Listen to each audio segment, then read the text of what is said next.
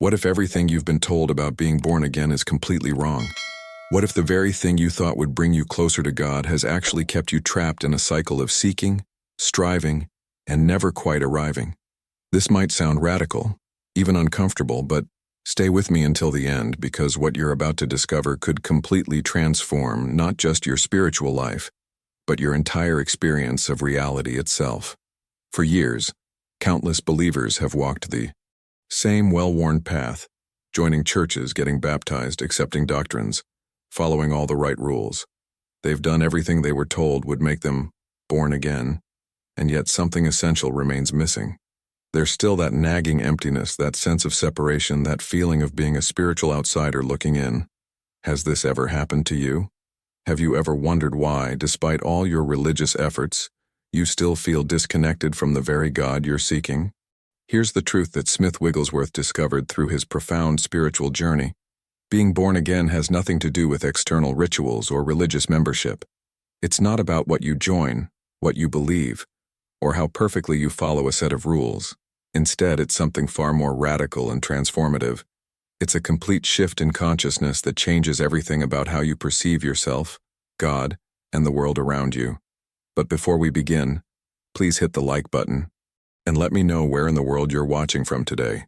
It's always fascinating seeing who's joining us from around the world. And if you haven't already, make sure to hit that subscribe button and turn on the notification bell so you don't miss any of our future videos. Now, think about this for a moment.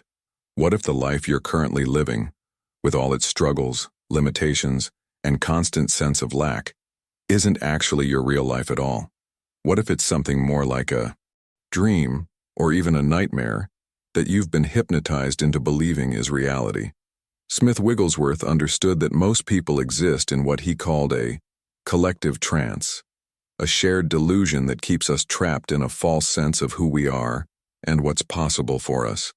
This awakening to being truly born again doesn't require you to believe something new or add another layer of religious knowledge to what you already know. Instead, it requires something much more challenging. You must see through everything you've always believed about yourself. You must die to a fundamental lie that has shaped your entire existence.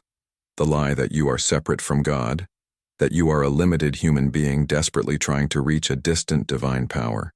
What you're about to discover might surprise you, because this death isn't physical, and it isn't even particularly dramatic. It's the death of a false identity, the dissolution of an illusion that has kept you small, fearful, and perpetually seeking. And here's what makes this so profound. When you are born again in this true sense, you don't actually gain something you never had. Instead, you lose something you never were, and in that loss, you discover what you've always been. So what happens when this false identity begins to crumble? Here's where the real transformation takes place, and it's not what most people expect.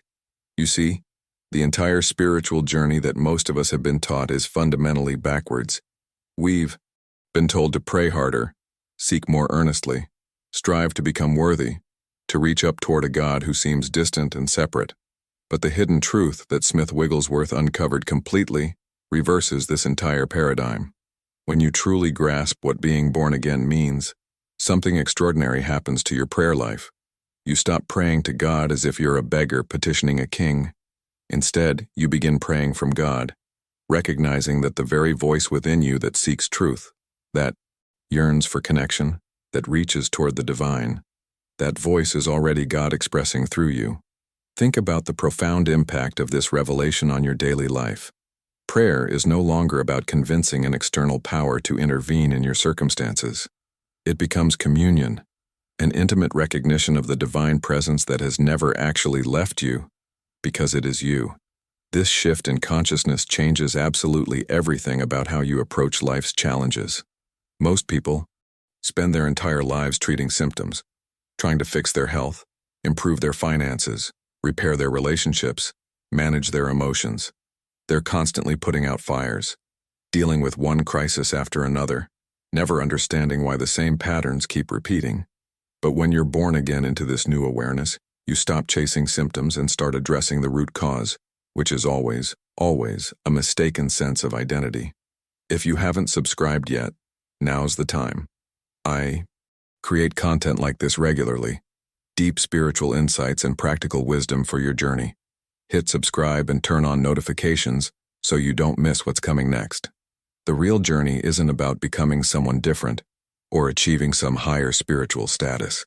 It's about returning to the truth of your being, stripping away the layers of false belief that have hidden your true nature from yourself. And here's what's remarkable. When you make this return, when you rest in the awareness of what you actually are rather than what you thought you were, everything begins to align naturally. Not through force, not through manipulation, not through desperate striving, but through a kind of divine effortlessness that flows from being rooted in truth. Now, I want to go even deeper into this revelation, because Smith Wigglesworth discovered something that most spiritual teachers miss entirely. He called it dying daily, and it's the secret to sustaining this born-again consciousness in a world that constantly pulls you back into the trance of separation. You see, being born again isn't a one-time event that happens at an altar or during a special moment of conversion. It's a continuous awakening, a moment-by-moment decision to live from your true identity as the presence of God made visible in human form. Every single day you're faced with countless opportunities to either identify with the false self or rest in the truth. Every interaction, every challenge, every decision becomes a choice point. The false self whispers that you're alone, limited, vulnerable, separate. The truth reveals that you are whole, connected, infinite consciousness temporarily expressing through this beautiful human experience. This daily dying isn't about behavior modification or trying harder to be good. It's about changing the consciousness from which all your behavior naturally flows, and that changes everything about what becomes possible in your life. If this resonates with something deep inside you, write in the comments, "I'm ready to awaken." But here's where most people get stuck, and it's a trap that the religious system has actually reinforced for centuries. They think that if they just read more scripture, attend more services, memorize more verses, or follow the rules more perfectly, somehow that will trigger this transformation. And while there's nothing wrong with any of those practices, they're not the doorway to being born again. They're not the catalyst for this profound shift in consciousness. The real revelation comes from somewhere entirely different, and it's both simpler and more challenging than anything you've been taught. This awakening happens in stillness. It emerges when you finally stop trying to make something happen, when you release the exhausting effort of spiritual achievement, and you simply rest in the presence of what already is. Think about that for a moment. The entire journey has been about stopping, not starting, about surrendering, not striving, about recognizing rather than acquiring. In that sacred silence, when all the noise of seeking and striving falls away, something remarkable is revealed. You're not a broken sinner desperately seeking salvation from an external source. You are salvation itself, expressing as your unique, irreplaceable life. That's the hidden truth that changes everything. Let me share a real story that illustrates this transformation in a way that makes it tangible and relatable. There was a woman named Sarah who had been a devoted churchgoer for 20 years. 20 years of showing up faithfully, praying earnestly, serving diligently, following every rule with precision. From the outside, she looked like the model believer. But on the inside, there was this persistent emptiness, this nagging sense that something essential was missing. She kept thinking that maybe if she just tried harder, believed more fervently, or devoted herself more completely, that hollow feeling would finally be filled. When Sarah first encountered Smith Wigglesworth's teachings on being born again, her initial reaction was resistance. This seemed too radical, too simple, maybe even dangerous. It challenged everything she'd built her spiritual life upon. But something in his words kept calling to her, stirring something deep within that she couldn't ignore. So she began to practice what he taught, specifically the practice of simply being still and resting in presence, rather than constantly seeking or striving. One ordinary morning during meditation, nothing particularly dramatic or supernatural, it happened. Sarah wasn't trying to pray or reach God or make anything occur. She was simply sitting in silence, present to what is. And in that moment there was a quiet knowing, a revelation that bypassed her thinking mind entirely. She had never been separate from God. not for a single moment. The one who had been seeking and the one being sought were the same. The journey she'd been on for 20 years had been from herself to herself, and the distance had always been an illusion. From that day forward, everything changed for Sarah, though, paradoxically, nothing external had shifted. Her circumstances remained the same. Her challenges didn't magically disappear. Her life still had the same problems it had the day before, but her relationship to all of it transformed completely. She no longer felt like a victim waiting for divine rescue. She felt like consciousness itself, observing and navigating life from a place of profound inner peace and unshakable authority. The impact of this shift rippled through every area of her existence, not because she was trying to change things, but because she was living from a completely different foundation. What Sarah discovered is available to anyone willing to make the same journey from seeking to being, from striving to resting, from believing you're separate to recognizing you never were. This isn't about adding new spiritual practices or accumulating more knowledge. It's about a fundamental shift in how you relate to your own existence and the divine presence that has always been closer to you than your own breath. If Sarah's story resonates with your own journey, type in the comments, "This is my awakening too." Sarah's story is powerful, but let me share another transformation that shows how this awakening works in a completely different context. There was a man named Michael, a highly successful businessman who had everything the world promises will bring fulfillment: substantial wealth, impressive status, recognition in his industry. From every external measure, he had won at life. Yet inside, there was this profound hollowness that no achievement could fill. He'd tried everything the self-help world offers: therapy sessions, motivational seminars, personal development programs, but nothing touched that deep emptiness. When a friend recommended Smith Wigglesworth's writings on spiritual rebirth, Michael was honestly skeptical. He thought spirituality was just another coping mechanism for people who couldn't succeed in the real world. But his desperation opened a door that success had sealed shut. He started reading and practicing the presence, though at first it felt awkward and pointless. He'd sit in silence trying to sense a divine presence he wasn't even sure existed. But something kept him going. Some intuition that there was more to this than his rational mind could grasp. 3 months into this practice, Michael faced a major business crisis, the kind that would have previously sent him into panic mode and sleepless nights of anxiety. But something extraordinary happened. He felt no fear, not because he was suppressing it or using positive thinking to override it, but because he genuinely perceived the situation from an entirely different vantage point. He wasn't a vulnerable individual facing potential disaster. He was consciousness itself, calmly observing a temporary challenge that would pass like everything else. The crisis eventually resolved in unexpected ways, but the real breakthrough wasn't in the outcome. It was in Michael's fundamental shift of identity. His peace was no longer dependent on business success or failure, because his sense of self wasn't tied to external circumstances anymore. This same principle of consciousness transformation applies to physical healing in ways that challenge everything we think we know about health and the body. Elena's journey demonstrates this beautifully. She had suffered from chronic illness for 7 years, cycling through every medical treatment, alternative therapy, and healing modality she could find. Some things provided temporary relief, but nothing lasted. She felt betrayed by her body and abandoned by any benevolent universe that might exist. When Elena encountered Smith Wigglesworth's teaching that true healing emerges from a change in consciousness, her first reaction was anger. Was this just more blame being placed on sick people? Another way to say it was all in her head. But as she explored deeper, she understood something subtle but crucial. Wigglesworth wasn't denying the reality of physical symptoms or suggesting she refuse treatment. He was pointing to a deeper truth that our experience of the body always reflects our consciousness, and consciousness can be transformed regardless of current conditions. Elena began a radical practice of shifting her identity. Instead of constantly affirming her sickness through the statement, "I am sick," she rested in a different awareness. I am the presence of God expressing as this life. She didn't deny symptoms when they appeared, but she stopped identifying her essential self with them.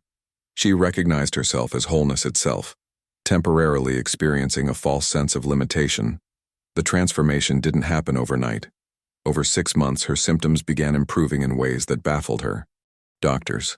But even more remarkable than physical healing was her inner revolution. Whether her body completely healed or not, she had been born again into a consciousness of peace.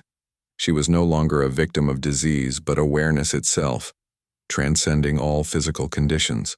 What both Michael and Elena discovered is that being born again isn't about changing your external circumstances first. It's about changing the consciousness from which you experience those circumstances, and that shift creates possibilities that didn't exist before. If you're beginning to see how consciousness shapes your entire reality, write in the comments, "I see it now." These stories reveal something crucial, but they also raise an important question. How do you actually live from this born-again consciousness in the midst of everyday life? How do you sustain this awareness when you're dealing with traffic, difficult people, mounting bills, and all the chaos that regular human existence throws at you? This is where Smith Wigglesworth's practical wisdom becomes absolutely essential, because he didn't just teach theory. He gave specific practices that anchor you in this new reality. The first practice is what he called practicing the presence, and it's deceptively simple yet profoundly transformative. This isn't about trying to get something or achieve some spiritual state. It's about recognizing what already is, right here, right now. Throughout your day, you pause and become aware of the presence of God exactly where you are. Not in some distant heaven, not in a church building, not in a future moment when you finally become holy enough. Right now, in this exact moment, the fullness of divine presence is here. But here's the shift in mindset that changes everything. This presence isn't some external being watching you from a distance, judging your performance or waiting for you to get it right. It's the very consciousness through which you're experiencing life itself. It's the awareness reading these words, the intelligence thinking these thoughts, the life force breathing this breath. You're not separate from this presence trying to connect with it. You are this presence, temporarily forgetting itself in human experience. The beauty of this practice is that you can start immediately with the simplest of actions. When you wake up tomorrow morning, before you reach for your phone or start planning your day, or begin worrying about everything you need to do, take 60 seconds, just 1 minute to consciously recognize the presence of God is here, as me, living this day. That simple pause, repeated consistently, begins to rewire your entire relationship with existence. You start each day rooted in truth, rather than immediately diving into the trance of separation and struggle. This brings us to another profound practice that Wigglesworth emphasized, and it completely revolutionizes what meditation actually is. Most meditation techniques are all about achieving something, whether it's peace, clarity, enlightenment, or healing. You sit down with an agenda, trying to make something happen, striving towards some future state of consciousness. But Wigglesworth taught something radically different. Meditation, without seeking. This is meditation as being rather than becoming. When you practice this way, you sit comfortably and close your eyes, but you're not trying to empty your mind or focus on anything specific or reach some altered state. You simply rest in awareness itself. Just be the awareness that you already are. Thoughts will come, and that's completely natural and fine. You don't fight them, trying to force your mind into silence. But you also don't follow them, getting lost in the storylines and dramas they create. Instead, you notice something remarkable. You are the awareness in which thoughts appear and disappear. You're not the thoughts themselves. You're the eternal witness, the spacious consciousness that remains, untouched by whatever passes through it. This recognition is the doorway to freedom. Your true nature isn't the anxious mind or the worried thoughts or the mental chatter that never stops. Your true nature is the silent, spacious awareness in which all experience occurs. When you rest in this awareness daily, even for just 10 minutes, something profound begins to happen. This consciousness starts to permeate your entire day. You begin living from awareness rather than from the reactive, conditioned mind. You start responding to life from a place of centered presence instead of unconscious patterns. This is what being born again actually looks like in practical, moment-to-moment experience. The impact of these practices isn't flashy or dramatic. It's a quiet revolution that happens behind the scenes of your life, gradually transforming how you relate to everything. If you're ready to start practicing the presence in your own life, write in the comments, "I'm choosing awareness." But there's another dimension to this awakening that might sound controversial at first, yet it's absolutely central to understanding what Smith Wigglesworth meant by being born again. He taught about recognizing the Christ within, and this has nothing to do with religious affiliation or worshiping an external figure. The Christ isn't a person you bow down to or pray to from a distance. It's the divine presence expressing as you, right now. It's your true identity, hidden beneath layers of false belief about who you think you are. Every single time you think about yourself, you're standing at a decision point. You can identify as the limited human self with all its history, wounds, scars, and limitations. Or you can recognize the Christ, the divine presence that animates and sustains your life in every moment. This choice shapes everything that follows. When you face financial lack, for instance, you have two options. You can identify as someone who doesn't have enough, someone struggling and striving to make ends meet, reinforcing the consciousness of scarcity. Or you can recognize the Christ as infinite supply expressing through your life, not as wishful thinking or positive affirmations, but as recognition of truth. This isn't about pretending problems don't exist or using spiritual language to manipulate reality. It's about understanding the hidden truth behind appearances. The Christ consciousness is the recognition that you are not separate from the infinite, source of all provision, all wisdom, all creativity. When you live from this awareness, possibilities emerge that simply weren't available when you were operating from the limited sense of self. The impact of this shift is profound, because you're no longer trying to extract from the world what you think you lack. You're allowing what you already are to express through your life. This brings us to what might be the most challenging aspect of being born again, and it's what Wigglesworth called releasing personal sense. Personal sense is the deeply ingrained belief that you are a separate individual managing your own life through personal power and effort. It's the conviction that your success depends on how hard you work, how smart you are, how much you hustle and grind. This mindset has been reinforced by everything our culture teaches, but it keeps you trapped in exhausting cycles of striving and struggling. Being born again means dying to this personal sense and awakening to what Wigglesworth called God sense. This is the recognition that there isn't your life and God's life as separate things. There's only one life, one mind, one presence expressing as everything and everyone, including you. When you release personal sense, something remarkable happens in your day-to-day experience. You stop trying to force things to happen through sheer effort and willpower. Instead, you become a channel through which divine action flows naturally and effortlessly. This doesn't mean you become passive or stop taking action. It means your actions emerge from a completely different source. Instead of the anxious striving of the separate self trying to survive and succeed in a hostile world, your action flows from inner guidance and peace. You know what to do because you're connected to the source of all wisdom. You move with confidence because you trust the intelligence acting through you. The journey from personal sense to God sense is the journey from exhaustion to effortlessness, from struggle to flow. When you try to manage your life from personal sense, you're constantly carrying the weight of responsibility on your shoulders. You're the one who has to figure everything out, solve every problem, make everything happen. But when you live from God's sense, you recognize that the same intelligence that orchestrates the entire universe is managing your circumstances through you. This shift doesn't remove responsibility, but it transforms the quality of how you carry it. If you're ready to release personal sense and live from divine flow, write in the comments, "I surrender to the presence." Now let me be completely honest with you about something that nobody talks about enough in spiritual circles. Even when you understand everything I've shared so far, even when it all makes perfect intellectual sense, there's a massive obstacle that will confront you on this journey. The biggest challenge to being born again isn't misunderstanding the concepts or lacking the right techniques. It's the ego's desperate resistance to its own dissolution. The false self doesn't go quietly into the night. It fights for survival with everything it has. Here's what this looks like in real life. You might have a profound awakening experience where everything clicks into place and you see the truth clearly. You feel liberated, peaceful, connected to the divine presence. But then, days or weeks later, Old patterns suddenly return with surprising force.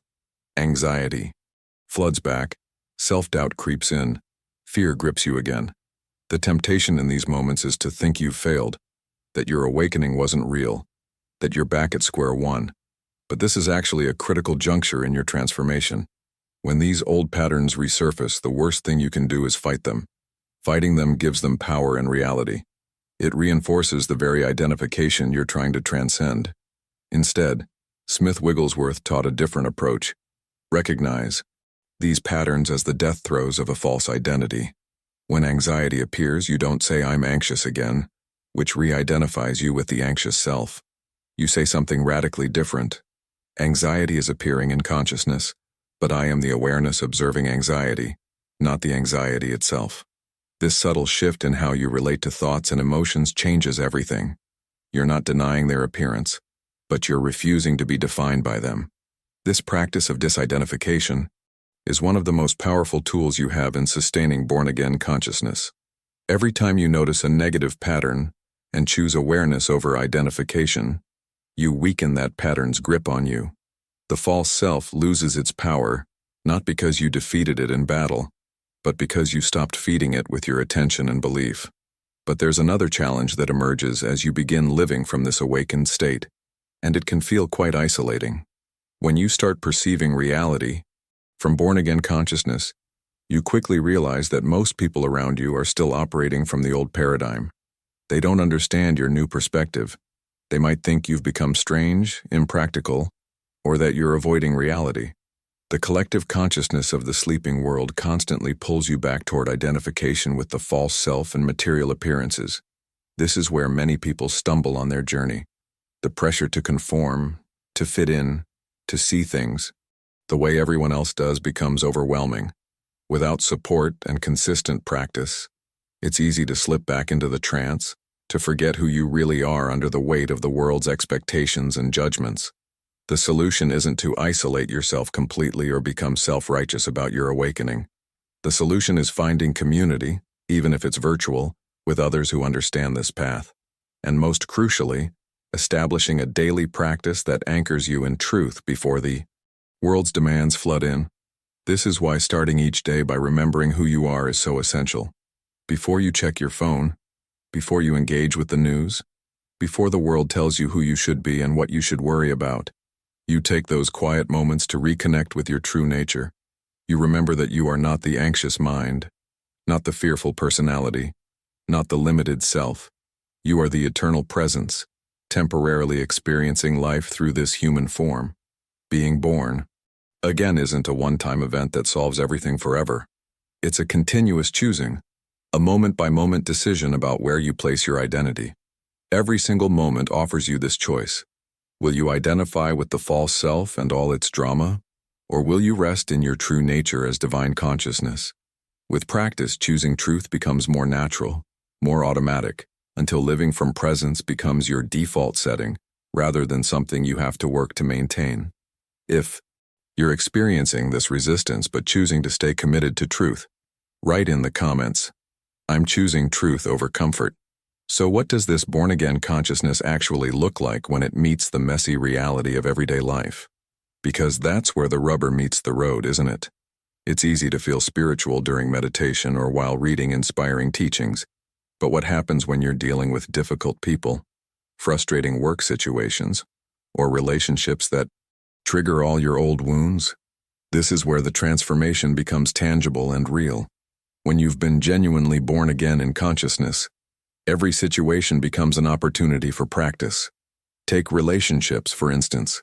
Most people relate from a place of need, constantly seeking something from others: validation, security, completion, love. There's this underlying assumption that someone else can fill the emptiness inside, that the right person will finally make you whole. But when you're living from born-again consciousness, you relate from an entirely different foundation. You relate from fullness rather than lack. You're no longer seeking completion from another person because you've recognized you're already complete in God, already whole in your true nature. This doesn't mean you don't value relationships or that you become cold and detached. It means you bring something entirely different to every interaction. Instead of unconsciously asking, "What can I get from this person?" you're living from, "What can I give from my fullness?" The impact of this shift on your relationships is profound. When you stop needing people to be different, they naturally relax around you. When you stop demanding they meet your emotional requirements, they often become more generous. The entire dynamic transforms not because they changed, but because you're relating from a different consciousness. The same transformation happens with work and career. Most people approach their jobs from a mindset of survival and scarcity. They believe they must labor to earn money to survive, seeing work as a necessary burden, something they endure to pay bills. But when you bring born-again consciousness to your work, everything shifts. You recognize that your labor isn't fundamentally about earning money for survival. It's about serving as a channel for divine intelligence and creativity, to express through your unique gifts and abilities. Your work becomes sacred when you approach it this way. The tasks don't necessarily change, but the consciousness you bring to them transforms completely. What once felt burdensome becomes an interesting challenge. People you resented become souls you can serve. You're no longer working for a company or even for yourself in the limited sense. You're working for the presence, allowing it to express excellence and creativity through you. This shift often leads to better outcomes and new opportunities. But the real treasure is the inner transformation, from obligation to purpose, from drudgery to service. Now let me share the ultimate secret that Smith Wigglesworth revealed, and it might completely upend everything you think you know about spiritual transformation. Being born again is not your achievement. You cannot make yourself be born again through effort, discipline, or willpower. The very self that's trying to become born again is the false self that must die. Do you see the paradox here? The ego cannot transcend the ego. Personal effort cannot overcome the sense of being a separate person. This is why so many people struggle for years, trying harder and harder to become spiritual, to achieve enlightenment, to force themselves into a higher state of consciousness. They're using the problem to solve the problem. All you can actually do is surrender. Stop trying. Be still. Let the presence that has always been there, patiently waiting behind all your seeking and striving, reveal itself. In that stillness, when you finally stop doing and simply rest in being, something profound happens. The presence steps forward, and you recognize it as what has always been most intimately you, closer than breathing, nearer than your own thoughts. This recognition is being born again. It's not a future event you're working toward. It's a present reality you're finally allowing yourself to see. If this revelation is landing deeply in your heart right now, write in the comments, "I'm ready to stop trying and start being." So here we are, at the end of this journey together, and if you've made it this far, I want you to know that's significant. Most people click away when spiritual truths start challenging their comfortable beliefs. But you stayed. You listened. You allowed these ideas to land in your consciousness. That tells me something about where you are on your path right now. If this message resonated with something deep inside you, if you felt that quiet recognition that these truths are speaking to your own awakening, I'd love for you to hit that like button. Not as some algorithm game, but as a way of saying, yes, this matters to me. It helps this message reach others who are ready to hear it. And honestly, it lets me know this content is serving you in a real way. And if you haven't subscribed to the channel yet, now would be a beautiful time to do that. I create content like this regularly. Deep dives into spiritual transformation, practical wisdom for living from awakened consciousness, real conversations about what it means to walk this path in the modern world. When you subscribe and turn on notifications, you're essentially saying, I'm committed to this journey of awakening, and I want to stay connected to teachings that support it. Leave a comment and let me know you made it to the end. Just write, "This message found me at the right time." I read every single comment, and there's something powerful about declaring your readiness for transformation in a community of others on the same path. Before you go, there's another video right here that goes even deeper into living from this consciousness in practical ways. It complements everything we just explored together. Click and continue with me over there, because the journey doesn't end here. It's just beginning.